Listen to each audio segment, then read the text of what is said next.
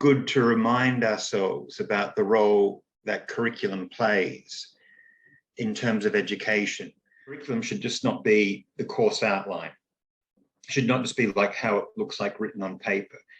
The curriculum has to kind of try and link up all those elements which we've been talking about so far in terms of how to teach human rights, what resources are available to teach, what kind of class size and what kind of resources you have in terms of online resources, the room, the laptop, the lecturers. Also, that alongside the structure of the course. You know, what should we be doing in the first class, in the second class, in the third class? How do we develop students' learnings throughout the semester? And then how does this particular course then link to the other courses and link to the course overall? So the point there is that when we look at curriculum, we shouldn't just be thinking about this as how we describe the structure, but it should be the process of trying to link teachings and classrooms and lecturers and resources and the degree and the course and those things. Now, I'm going to start by giving a bit of a context about human rights and human rights curriculum and the challenges faced with that. And I'll introduce a couple of points about what's important for in the human rights curriculum. As university lecturers, we are different than all other teachers, is that we're never taught how to teach. And it's an important limitation to remember, that you may have a good curriculum and a good outline and good textbooks, but it doesn't mean the teacher can teach. And so the curriculum should be addressing or should be assisting the lecturers in determining what should be taught and, importantly, what the students should learn. The next important one, and this is particularly in countries like Myanmar, you're teaching in very challenging situations. It may be politically challenging, as is the case now in Myanmar, but it may be challenging in terms of the infrastructure, the electricity available, the room size, the resources that the students have, and even the capacity of the students as well. And the curriculum has to focus on this. It's no point having this perfect curriculum which sets very high standards if all the students are going to fail to it, if all the students are going to fail. Because lecturers have to be able to teach up to the level that the curriculum demands. So you have to meet the student capacity with the lecturer capacity. Another challenge is that maybe not so much now, but I'm sure when we all think about the lecturers that we've had that we're in university, we all have our good lecturers and our very memorable lecturers. We also have bad ones as well. And it used to be that most lecturers were quite bad. There wasn't much respect towards lecturing, and lecturers didn't take it very seriously either. They thought it was really up to the students to learn. And those bad lecturing behaviours, and this means things like just standing in front of a class and lecturing at a class for an hour, is still dominant in many university systems. I know just from a report on Myanmar lecturing that I read a couple of months ago, and also one that we did a couple of years ago, that many students complain that lecturers just basically are reading out the textbook or reading out the same content of the textbook in the classes. And there's not much point there. Now, the challenge here is that most of us just tend to think, well, that's the standard of lecturing. You just kind of talk to the students or you lecture at the students. And the final point, particularly in Southeast Asia, is that we're talking about a culture in the universities where lecturers are never criticised and they're never questioned. There's a big power dynamic, a big difference in power between lecturers and students. And so even if you want to be a good lecturer, you don't know if you're going to be good because no one's going to tell you if you're doing anything wrong. Lecturers never get criticised. Students are very passive. And also in terms of the system, in terms of the academic system, there are not that many incentives or reasons to be a good lecturer. All this context for teaching in universities in Southeast Asia means that, curriculum has to address this, and curriculum should try and fix up some of these problems as well. Okay. I mean, curriculum can't fix up all of them, but they should be addressed in the curriculum. Now, in terms of human rights, looking specifically about how do we get human rights into the curriculum. There's going to be a lot of challenges. So one of the main ones is that university curriculums are already set. If you introduce something new, you have to take something out. And we tend to forget this. We just think, well, let's just introduce human rights. But whatever comes in, something has to come out the other side, because you just can't add classes to a curriculum. You know, there is a finite number of courses a student can do. And so because human rights are new, part of the justification has to be, we'll put in human rights and this will replace this existing course. Now, in some disciplines, that's not too difficult, because you may already have existing courses on things like, say, international law for law, or maybe on ethics in political and social sciences. And so human rights can kind of update that. But in other disciplines, it can be difficult, because it means that something has to come out. Okay. Now, that's also alongside the challenge that, because it's new, is that human rights just tends to be very undertaught at universities. Now, this is a very old survey, and it was a very simple survey that we did right back at the beginning of Shape C. And it was quite basic. I think it was just maybe about 30 or 40 universities across 6 or 8 countries. But we just surveyed to see how many human rights courses there were and how many students there were. But a rough number was there was about 1.1% of students, or about 1 in 1,000 students, are exposed to human rights at a course level at an ASEAN university. Now that number's probably grown. It's probably grown a lot, but I'd still say it wouldn't be much more than 2, 3 or 4% of students get human rights in the classroom. And so we can see that there's a huge gap there. Now, another challenge about curriculum is that we know that in Myanmar, human rights is taught mainly in the law faculty, so there are some political science. I think in Malaysia, it's taught both in law, but in political science is quite strong. But in many countries, human rights is just taught in the law faculties. It's not taught in other disciplines. Okay. You may find it a bit in politics and in social science, but that means that all those disciplines, from the environment to health to the liberal arts, don't have human rights as a part of them. Now, that may not be too necessary to include human rights, but we know that for things like, say, business and human rights is a very critical topic. Human rights is not taught in MBAs and BBAs. In terms of nursing and health, that you think that one of the standards of the ethics of health should be the human right to health, but again, that's not taught. Environment and human rights now is a huge topic, but again, that's not taught. Social welfare, it does tend to be picked up. But the main thing here that I'm pointing out is that human rights has tended to have found a very safe home in law and political science. And we've been satisfied with that. We really have to look at human rights expanding outside of those disciplines into areas where they are important. Now, just as an aside, what we have noted just from discussing with other lecturers is that in law faculties, lots of the academics can teach human rights, but there's not an equal interest in students. There definitely are lots of students of law who like human rights, but many people who enroll in law want to do that as a kind of professional degree where they're going to make money, so human rights is not a big interest.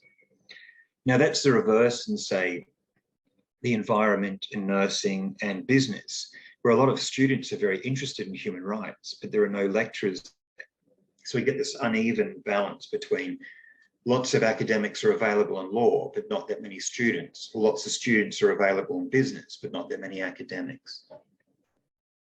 And the final problem there of the curriculum challenge is the lack of textbooks in national languages.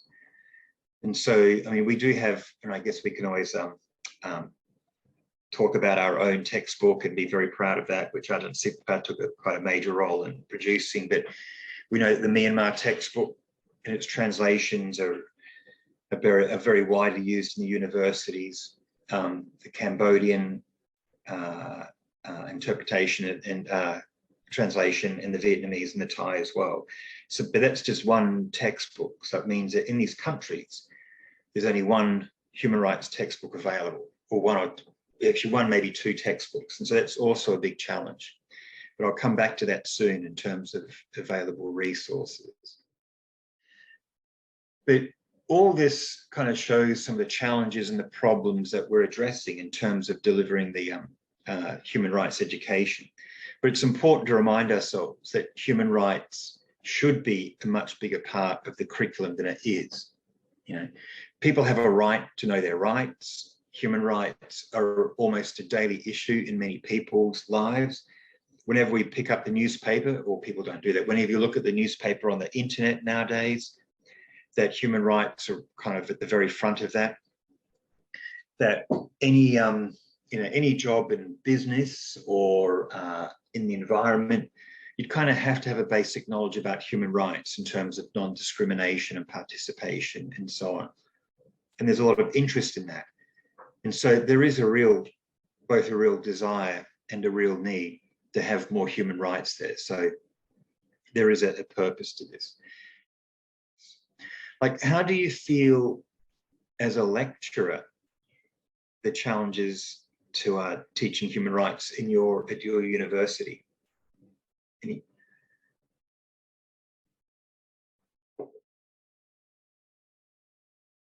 I mean, a main part of that is moving away or limiting the lectures. So, I mean, you do have to do lectures because you have to get that content across.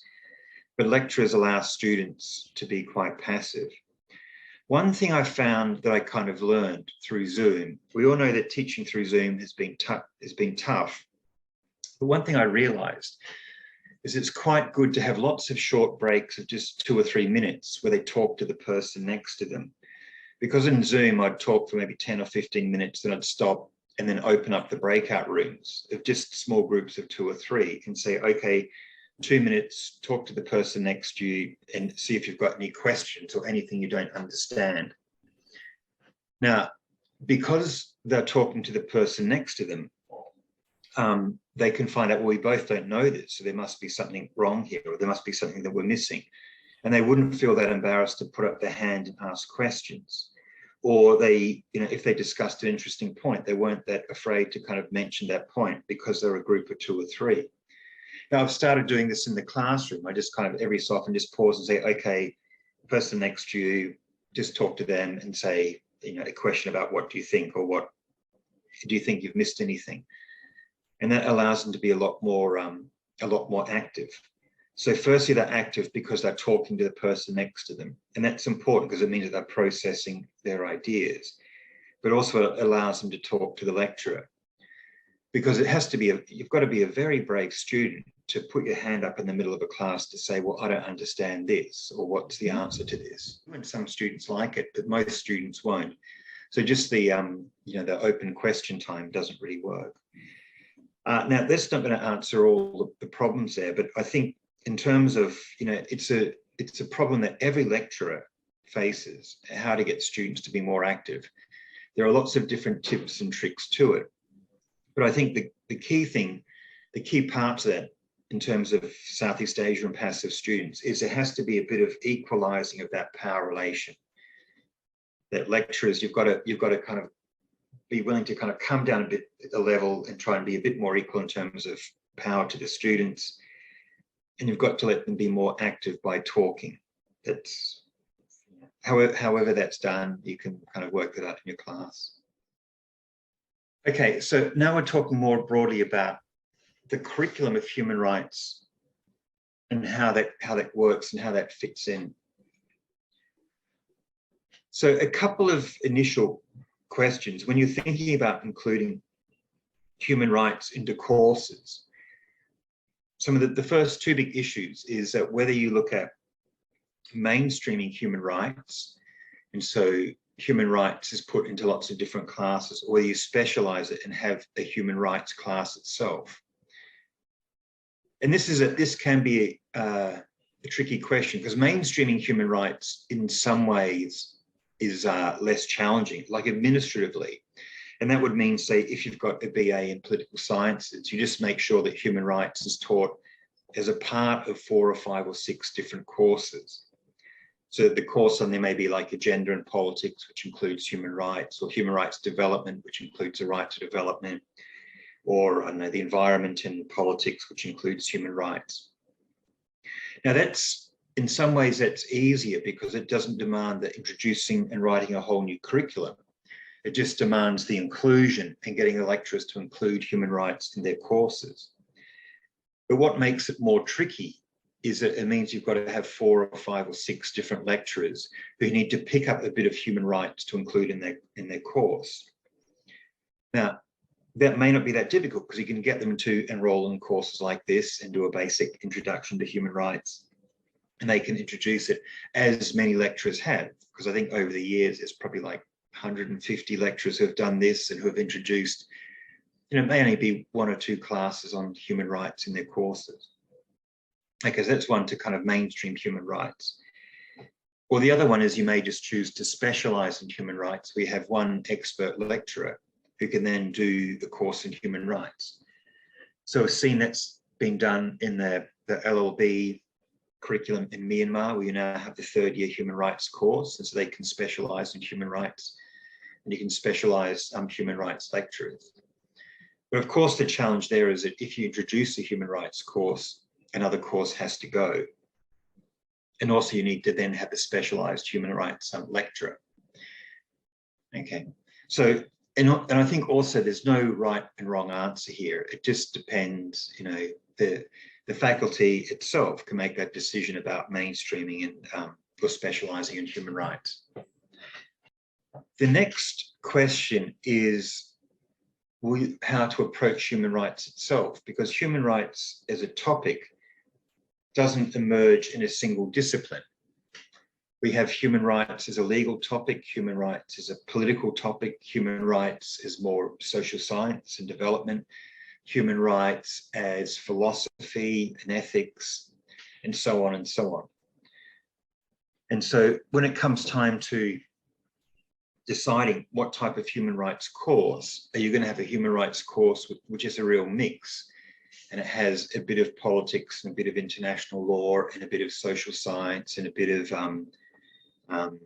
philosophy, so on, or whether it's just going to be a human rights legal course or a human rights politics course.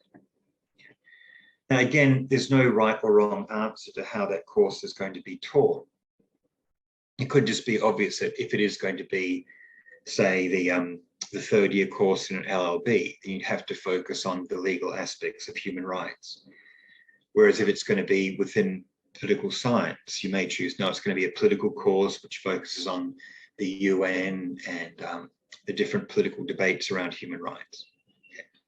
But still, what this shows is there's not like one single curriculum, one single human rights course, which you can just put down in the middle of a degree and say, here, this is going to fit. It may or it may not. These other questions have to be asked. Now, looking at the most common types of human rights courses, you know, this is from looking at the curriculum across a number of different universities, a number of different countries. So we have these different varieties of human rights courses. One is what's sometimes called like the general education course. And this is a course which may often replace things like, say, the courses on ethics, or a course on, there are given other names like citizenship and ethics, or like the 1st-year kind of morality course. And so we see these are common in a number of universities all over the world. And these can be adapted to be human rights courses. Okay, so it can be like an undergraduate general education course. Now, these are often quite good because it will be taught to 1st or 2nd-year students. It can be pitched, it can be given that very simple level of just engaging with the basic issues. And the good thing about human rights is because it's so broad, you can cater it, you can modify it to the student interests. And so students today tend to be interested in things like gender and gender equality, so debating about how women and men should be equal, about democracy and what democracy is and what people's rights around politics and democracy. Even debating things like the environment or children's rights. So it's one type of course where it can be quite basic and quite engaging and introduce the kind of the fundamental core of human rights through like the Universal Declaration. Another common type of course is the kind of specialized course within a major or within a discipline. So if you're doing political science, there may be a part of that political science degree is international politics, where you have stuff on like the United Nations and a course on human rights at the international level, and then on the great power politics or something like that. But it can also be like in business, that you may have as a third or fourth year course, business human rights. I mean, there are existing corporate social responsibility courses, and that can incorporate business human rights. But you get the idea that this is a course which is more developed towards third or fourth year students. It's going to be specialized within that particular course, whether it's business or environmental nursing or whatever. Then we have graduate single courses. So we see in a range of MA degrees, they have a single course on human rights. So like you have one in development studies, which is common throughout Southeast Asia, a course on kind of human rights and development, or within political science and international relations, ones they have degrees on courses on human rights. So it can be a single course. Then the other phenomenon, of course, is the graduate degree, the MA in human rights, which you're getting more and more of those. There's now about, I think there's about 1, 2, 3, there may be 4 across Southeast Asia now, like Vietnam, Cambodia, Thailand has a couple, or we've got 3 in Thailand, sorry, 2. Yeah, but so there's a graduate degree. And we know that, you know, Europe and North America have a number of graduate MAs in human rights as well. Okay, so those are the common types of courses. And each of those courses, if it's a GE, a general education course, it's going to have a certain levels, certain objectives and certain structure to it, as opposed to a graduate course and so on and so on. Oh, yeah. And I've just got at the bottom, subject and courses, just to distinguish those. So an individual, like whatever it is, 45-hour subject, we'd call a course. Now, looking at, say, a GE course, a general education course, just as an example, that we know that the lower down it is, like the first and second year, even third and fourth year undergraduate courses are going to be more of a survey course, as we'd call them. They would be broad in the sense that they cover a lot of different topics and a lot of different areas. They shouldn't be too shallow, meaning that you don't look in depth at those issues, but it'd be broad that you may pick, say, one area around civil rights, like I don't like privacy or like freedom of movement. You may pick one area around discrimination, whether it's women or disability. Then you may pick one area around economic rights and say trafficking or workplace sexual harassment. And then one around services like education or health. And so you cover a range of areas there, and you go in depth into those areas, means it's quite broad, but you don't want it to be too shallow. I mean, it has to be a little bit, so because it's general education, you can't go into too much depth with these topics. And also the general course, it has to be interdisciplinary. Okay, but that means that in terms of the content there, this is just to give an example of the curriculum design, that it should really be focused around the UDHR, because it's a simple document. It's the basics of human rights, and you know, the key human rights are there, and it's also widely translated and widely understood. But of course, you have to address the other treaties as well. Then the key concepts, which is important: debates, emerging issues, protection mechanisms. Well, that would be maybe not protection mechanisms, but you can see here that would be the content, was to ensure that the students know the treaties, They can use the concepts like justice and equality and dignity. That in the class there's debates on these issues, such as debates around gender and debates around political expression. And it's also up to date and relevant, that it's looking at issues like environment, migration, and business. The last one, protection mechanisms. Like, this is important because what students are going to say all the time is that, look, these rights are being violated, but what's being done about them? So you kind of have to address protection mechanisms. And that can be in the domestic system with domestic law, or the regional mechanisms, or at the UN level. Now, in terms of specialized courses, the specialized course tends to be around public international law, but sometimes you have like refugee rights or workers' rights as well. Then in politics, UN, national systems and democracy, and then development, rights to development and rights-based development. Within the environment, the right to a clean environment. Sociology, you can look at things like migration or marginalized groups or disability, and so on. So these are more like the third and fourth year undergraduate courses, but they're more specialized. Now, we're just going to switch register now from looking at what the course and the course content is. That it's always really critical to always be thinking that what do the students want and what do they need? And there is a slight distinction there in terms of what the students, what they want to learn about, but also what they need to learn about, so that they can practice human rights in their lives. Because remember, this comes back to, as a reminder, I forgot if I've put this as a slide here, but the about, through, and for model of human rights.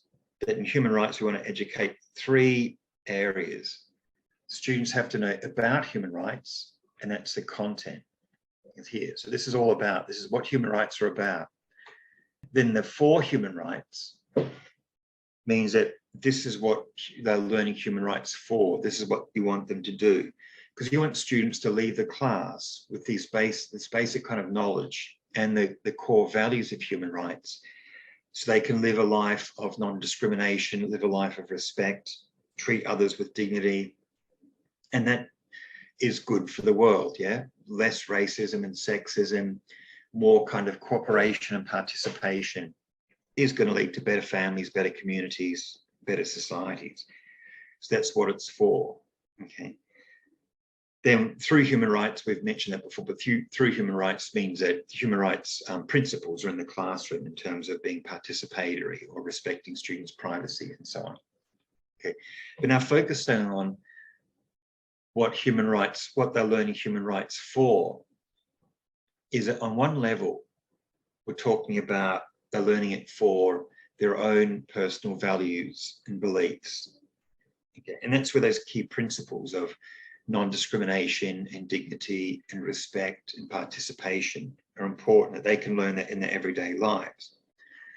But also they're learning it for their professional careers in some cases. Maybe not so much at an undergraduate level, but at graduate level, you want them to do their job where human rights are in practice. Now, we tend to think that human rights, you learn human rights so you can go and work in an NGO, we go and work in the United Nations. And sure, at the master's and PhD level, that's the most common reason. But also, I think it's important that to remind ourselves that, like, when we look at our, say, Masters of Human Rights, we have such a wide variety of students who've used human rights in all different kinds of areas. We've had prison officers, high school teachers, people who run tourism companies, people who work in even someone who works in the European Space Agency. She often got a job there. But in all these kinds of examples, it's not that human rights is irrelevant, because human rights is still going to be very relevant to those people, whether it's just in the workplace and ensuring that there is a workplace where people are treated with dignity, to a high school teacher who can teach their students about human rights, or a prisoner officer who can start bringing in some human rights principles or human rights standards into the prison itself. So we shouldn't just be thinking we're teaching the next generation of NGO workers. When we're talking about what people are learning human rights for, it's for much more than just the NGOs, United Nations. Okay. Of course, it's for them, but it's for more than them. Yeah, but we've got areas there of the civil society sector, international organizations, in governments, in the ministries there, but also the higher up, like many students who are doing a PhD in human rights will then become an academic in human rights. Where does human rights fit in your university? I imagine that being from Myanmar, many of you are involved in the third year human rights course. There's also the MA in politics where we have human rights being taught. Does anyone have any experience of human rights being taught outside of politics and outside of law? Have you ever heard of human rights courses in other disciplines? Actually, I'll just quickly go through resources because resources are kind of important. But there's a limited, but there's quite a good range of human rights textbooks. And if you need, of these, the European Union one, the Shape C. Sehun one, and this Felipe Gomez one are all freely available on the internet. I even think the Human Rights Reference Book may be free now. Oh, sorry, these are all free, yeah. So these are the free textbooks. And Google should enable you to find them. There are a number of paid textbooks, like the Rona Smith one is very good, but that's quite focused on the law. I haven't heard of any good new textbooks in the past couple of years, but just these textbooks enough should be okay. The challenge is that apart from the Benedict one and the Human Rights in Southeast Asia one, they're all in English. The Benedict one does have a Vietnamese translation. I think there's another translation as well. But also, one thing that's important with human rights resources on human rights, there is a lot out there. You get lots of manuals from the OHCHR, as we've got here, lots of guide sheets and general comments. There is a lot of curriculum and material out there as well. The challenge is it's not always structured as like a textbook. You may have to do a bit of work to kind of adapt that or to allow that for students to read. A whole lot of reports and things like that. But I think, like from Zoom, one thing that I realized, there was a lot available on YouTube, whether it's lectures or seminars or short documentaries. And that can be very helpful, just because students, like the young students now, are just as adept, just as good at kind of reading and understanding a short video clip as reading a book. And in fact, it's probably more likely they'd watch a short video. And so there's a whole lot of quite good short videos from places like Human Rights Watch and Al Jazeera, and even the United Nations, which is just like a 5-minute video on something like statelessness or something like migration. And those can be quite useful. So that it is important to think about what other audiovisual material is available. Okay. So the main points there, there's more than enough material. The challenge is not so much the material, the challenge is the language. Also, advice is to mix it up, try and mix up the reading of the journal articles with audiovisual stuff. There's also lots of social media and opinion pieces, which students tend to engage with more. If you give them like a chapter of a textbook, they don't talk about it that much. But if you show them like a short movie, they talk about that a lot more. So if you're looking at more participation, show them an opinion piece or a short video or something like that.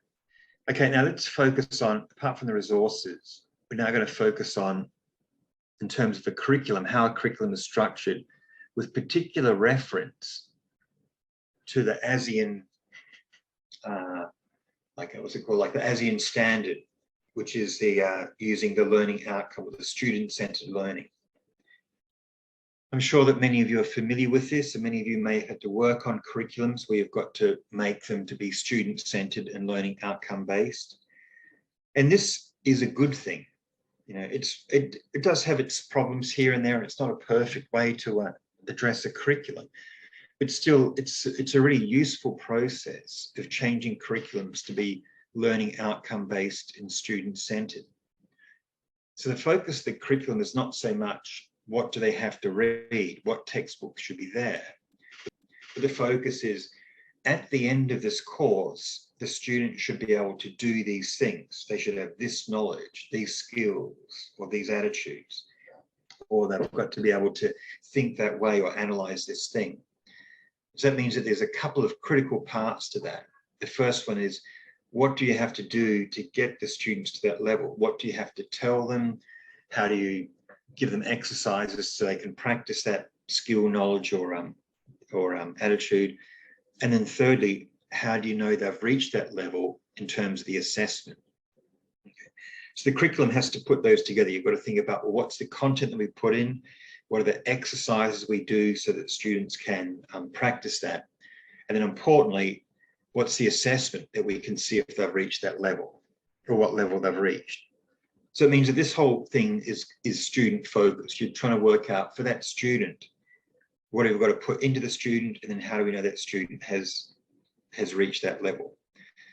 So a learning outcome is based on what the students know, not so much what the lecturer tells them. Again, that's based on these two elements, the Bloom's taxonomy, which is used by the AUNQA, the ASEAN University Network Quality Assessment, and the KSA model, assuming that in terms of what they learn, it comes in three areas. Areas of knowledge, so what they know, areas of skill, what they're able to do, and then areas of attitude or values. This is like, the attitudes or values that they have. Now, previously, we tend to focus all the time on knowledge. You've got to know this, you've got to know the 9 treaties, you've got to know the rights and the treaties and so on. We need to also focus on the skills. And skills here are things like the ability to apply human rights to a situation, or the skill of describing human rights, or the skill of planning a human rights research project. And then the attitude. Now, the attitude here in terms of human rights, the main ones there will be attitudes of non-discrimination and participation and respect of privacy or respect of difference. Okay, so that means that they have an attitude that is based on treating people with dignity. Okay, there's the KSA model, and then we have the Bloom's taxonomy model. Now, the Bloom's taxonomy model, the triangle here, what it shows is there's the kind of a level of understanding of a topic, going from remembering something to being able to create something around that topic, around the thing they learn. And also this triangle is like this because a lot of the class, particularly for undergraduates, you're just getting them to remember stuff. You've got to remember what a human right is. You've got to remember what a treaty is. You've got to remember what's in the treaty. And that's the bulk of the class. But then for some parts that they can create. So while they have to remember all the treaties, they should be able to create a campaign for one particular right, for example, which is a much more specific area. But running through these, so remembering, understanding, this is just the basic level of that you know what's in their head. They've remembered something, like they've remembered most of the human rights treaties, and they understand what the treaties do. The next level is kind of the analysis level, where they can say, apply that and say, they take, well, I know there's the freedom of expression is a right, they've got to apply that in this situation. Is this a issue about freedom of expression, for example? And then to analyze that is one level up to show that can they then understand about how that right is made up, what the components are, how do those components relate to the issue there. So analysing means applying. You can say, well, this is it or isn't a human rights situation. To analyse that, you could say, well, it is because of these reasons, or it's not because of these reasons. Then you have the critical level where there's an evaluation and creation. An evaluation is when you get to look at something to say, well, this is right and this is wrong and this should happen. or to create something is to be able to create a project or create an argument or create an activity, which means that you can take that idea and then make something new from it. Okay, maybe I didn't go through it in that much detail, but we know that Bloom's taxonomy is quite important there, because in terms of classes, we know that the like in an undergraduate class, so in the individual class, you've got like say a 50-minute class or a 2-hour class. You know, in that 2-hour class, you may just be reaching the level of analysis and apply. So you look, if you're say looking at CDOR, they can remember what CDOR is and understand how it works, and they can analyze the situation of, well, is it discrimination that, the example I use, is it discrimination if Myanmar university dormitories, the women have a curfew at 6 p.m. and the males have a curfew at 9 p.m. And they can then discuss and apply that and say, well, is that an act of gender discrimination? So in that individual class, you're at the level of analyze. But by the end of semester, when they write their essay or their term paper, they have to create something, like create a new argument there. Okay. So often in terms of the individual classes, they focus on the analyze and apply level. But for the whole course itself, you evaluate them in the course in terms of the create and evaluate at that level. So remembering, like listing human rights, the UDHR, understanding which rights are violated when girls can attend school, then applying that gendered staff uniforms, a violation of rights, analyze, explain the main elements, evaluate how strong are the rights in your constitutions, then design a program to stop corporal punishment at school. So you get the kind of the level of the learning outcomes there. In terms of the expected learning outcomes of students, that a critical part of that is the assessment. How do we know that the students have reached that level? Now, in terms of assessment, there are two forms of assessment, because we've got the one that we know is that at the end of semester, they're going to have a term paper or an exam or whatever, where you're going to test, have they reached the course objectives, the course learning outcomes. And that's a very important part of the assessment, because that's where they get their grade from, and that's where they learn if they've passed or not. We tend to forget that all during semester, there should be informal evaluations to check if students are understanding, if students are reaching that learning outcome. Now, I'm sure all of you experienced that during the lockdown, during COVID with Zoom, it became very difficult to do that kind of monitoring in class, because you just couldn't see the students, and the students weren't that engaged. And so it may have been to the end of semester when you realized that the students just didn't understand a lot of this material. Okay.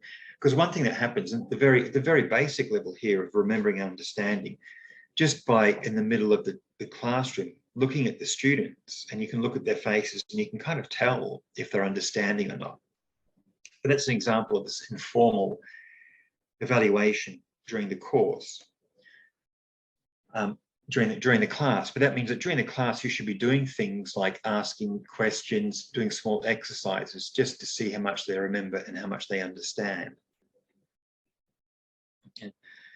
Now, in terms of the formal assessment at the end of class, at the end of the course, it's not really that important to check the remembering and understanding. I mean, exams do that, but there's not, for me, I don't think there's much need to assess remembering and understanding, because if they can evaluate and create, it means that they've remembered and understood things there.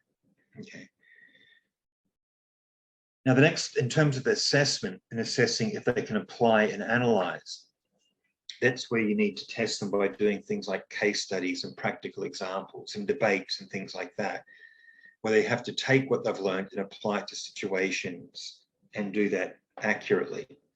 That can be done both in an exam, give them a case study and they have to discuss it, or it can just be done in small group work in a classroom. Okay. And so if a core part to just coming back is to say like a learning outcome is to engage in debates on human rights issues in Southeast Asia. An example like in Malaysia of the jailing of Anwar Ibrahim. Actually, that's maybe a bit too politically sensitive. Or a case of marriage laws in, say, Malaysia. And then say, well, you know, how does this comply with international human rights standards? And that can be done in a classroom or an exam to assess if they're at the level of applying and understanding and even evaluating. Now, the assessment of evaluating and creating, this is often done at the end of semester when they're writing their term papers, which are a kind of form of creation. Or, or in the exams where they've got to evaluate situations and give their view about whether it's a human rights violation or not. Okay, so maybe I haven't been too clear, but this is an important part. If we've got ELOs, if we've got learning outcomes, you have to be able to assess if they reach that learning outcome. And the assessment can be a bit difficult. But how to address that is think about the lower level learning outcomes are assessed informally in class, just by asking questions. The higher level learning outcomes are like analysing, evaluating, creating. That can be done at the end of semester in the forms of questions in the exams or the standard of their term paper, or other exercises, or maybe like a presentation or a moot court. Okay, but it's important that when we look at learning outcomes, they're not simply writing that down in the curriculum. Learning outcomes has to come with assessments there as well. In terms of teaching students, that students do learn differently. And the curriculum just shouldn't be focused on one style of learning. So a very common way of learning is this one, oral or the ears or listening. Many students learn a lot just by listening to what the lecturer is saying. They can hear a lecturer talk and they can understand what they say and remember what they say, and they learn that way. You know, all people learn by that way, of course, because that's why we talk to each other. But for some people, it's the most effective way of learning. But for other students, they're much more visual. They learn through kind of seeing things, and they learn through images. And that's why, I mean, I'm doing a very bad example of this. It can be very useful in your PowerPoints to illustrate them with pictures, because often they can associate that learning with a picture. So if there's a relevant picture there of a person or a situation, that they can learn that. Or in the reading, that the reading is just not chapters of textbooks, that it can be audio visual, it can be short films from YouTube or whatever. So it's important to mix them up so the oral learners can learn during the class, the visual learners can learn through the images. But also another important one is narrative, and that students learn by putting it in some kind of story or sequence of events. Because often if you just kind of list out, you know, the rights of, say, the rights to privacy and the UDHR, that it can be a really good learning exercise to put it in some story about debates about privacy. Say whether it's about what say Google and the other big tech companies are doing in terms of taking people's private information and using that to sell them products, but told as a kind of story. Maybe that's not a good one, but like say with refugees, I always tell the story about a young Saudi woman who was traveling from Saudi Arabia to Australia and then got stopped at the Bangkok airport. And then when and there's been a couple of kind of documentaries made about that, but you can use a bit of that to illustrate what happened to this young woman. She was claiming refugee status. She was in Thailand. You had the Saudi government, the Qatari government, the Thai government involved, in Australia and Canada. So it can be done as a bit of political science and international relations. It can be told from the viewpoint of this young woman and how she got onto Twitter and started tweeting out their accounts. And they can actually then, you know, look at her Twitter account from the time in the classroom, and then look at that as a form of advocacy. And then, you know, discuss whether she is a refugee or not, discuss if Thailand did the right thing by holding her in the Bangkok airport. But that's just a good story where they can kind of then apply the reality of refugees and the refugee situation to that particular story of that young woman. Okay. So narratives then are quite useful way to explain it for students to understand. First question I've got, well, your curriculum, is it based on learning outcomes? Have you got in the Bloom's taxonomy in your curriculum? The learning outcomes system, it's easier because it's quite structured, that you have learning outcomes at the class level. So every 1 hour, 2 hour class, you have learning outcomes. You have learning outcomes at the course level. So they complete this course, what should they do? Then learning outcomes at the whole program or degree level. And that structure makes it easy. But knowledge, skills, and attitudes doesn't have that sort of structure, because some classes are much more knowledge-based. Some classes are much more skills-based. So, for example, we have human rights practical skills, which of course is a lot of skills, but not that much knowledge. Then we have human rights standards, which is going to be a lot of knowledge, but not that much skills and not that much attitude.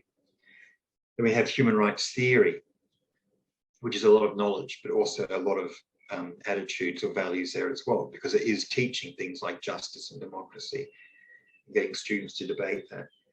But it's not as easy to apply.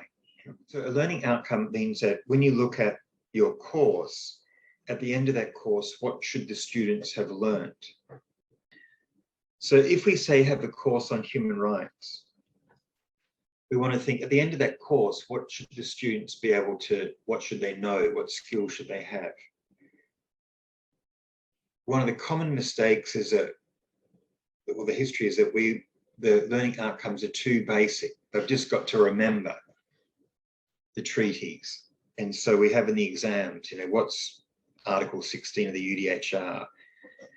Or what's is there death penalty in the ICCPR or ICESCR? That's just remembering and understanding.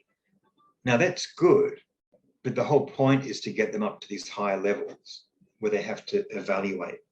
It means they've got to decide, is this a good or a bad thing? Can it be improved? How do we understand why it is like it is?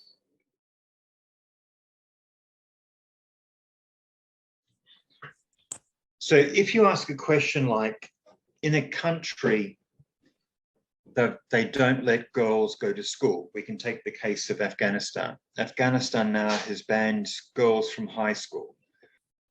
And then you ask the students, is that a violation of human rights? Because if they say yes, it means that they can apply human rights. They can understand this is a situation which is actually a human rights situation, and we can say it's a violation. It's kind of at that level of understanding and applying. But then if you ask them, well, it's a violation of what human right, and why is it a violation?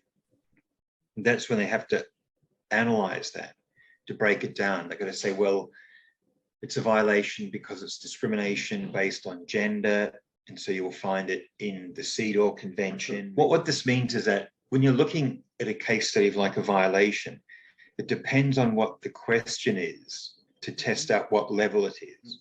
Students often think that human rights is simple, that it's either yes it is or no it isn't a human rights. But then you have to kind of give that context that human rights are actually political and they are actually cultural, and there are going to be different attitudes. And often with human rights, you're not talking about, it's just clear, this situation, this is going to happen. But rather with human rights, it's like, well, this situation isn't working. How can we use human rights to ensure that in the future, there is going to be greater respect or equality or a better sense of justice, that it is more like an ongoing project as well. Yeah. But yeah, so because I think what you were talking about, there were kind of 2 or 3 different learning outcomes. So one is the ability to apply different domestic and national laws there, and to show that it's not like the world is this neat place where all the laws fit together perfectly, but there are going to be debates about that. But then also another one is the ability to apply protection mechanisms or the challenges to protect human rights. And that's quite an advanced question, because it's quite easy to identify a violation, but it can be quite difficult to sort out a solution which brings justice. 2 things. Firstly, be clear about what type of course this is going to be. Is it undergraduate general education? Is it undergraduate specialized? Or is it a graduate single course? Just one of these three. You want, but firstly, identify what type of course that you're looking at, okay? Whether it's a general one, undergraduate general, undergraduate specialized, or a graduate course. Next is identify what knowledge and what skills and what attitudes are going to be important for them. Yeah. What do you want them to know? What skills should they have, whether it's interpreting or assessing, or producing a statement, or what attitude? So the KSA model. Now, the third one, in terms of the learning outcomes, give one or two course level learning outcomes. Just give one or two learning outcomes from the whole course, okay? This is not just from a class, but once they finish that course, what do you want them to be able to analyze or evaluate or create? Yeah, the course ones have to be quite high. So it's three. So we've got identifying what type of course, identifying the KSAs, identifying one Bloom's taxonomy. And then the last one is just very quickly kind of give an example of the weekly content. And not much more details than this. Like if it's a 8-week or 10-week, just give the kind of what the content over those weeks should be. And this is the one which is more the work, okay? So just as a reminder, the type of course, the KSAs, the learning outcome, and then just sketch the content quite simply.